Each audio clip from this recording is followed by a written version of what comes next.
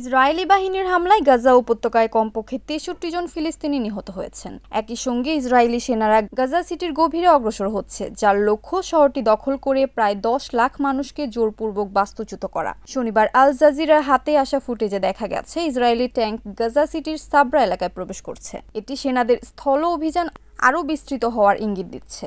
সাবরা এলাকা অবরুদ্ধ জাইতুন মহল্লার কাছে, যেটি গত এক সপ্তাহ ধরে ইসরায়েলি সেনাদের টার্গেটে রয়েছে। গাজা সিটির আল আহলি হাসপাতালের একটি সূত্র জানিয়েছে, সাবরায় সর্বশেষ ইসরায়েলি হামলায় এক শিশু নিহত হয়। এর আগে শনিবার দক্ষিণ গাজার খান ইউনুসের উত্তর পশ্চিমাঞ্চলীয় আস্তা এলাকায় বাস্তুচ্যুত পরিবারগুলো আশ্রয় নেওয়া তাঁবুতে ইসরায়েলি সেনারা গোলাবর্ষণ করে। এতে ১৬ জন নিহত হন, যাদের মধ্যে ৬ জন শিশু। চিকিৎসা সূত্রে বরাতে জানা গেছে, সারাদিন ধরে মানবিক সাহায্য নিতে গিয়ে আরও ২২ জন ফিলিস্তিনি নিহত হয়েছেন। এর মধ্যে একজনকে খান ইউনুসের দক্ষিণ পূর্বে তথাকথিত মোরাগ অ্যাক্সিস এর কাছে একটি বিতরণ কেন্দ্রে ইসরায়েলি সেনারা গুলি করে হত্যা করে। আরেকজন বেসামরিক নাগরিকের সাহায্যের খোঁজে যাওয়ার সময় ইসরায়েলি নিয়ন্ত্রণাধীন নেটজারিম করিডোরের কাছে গুলি করে হত্যা করা হয়।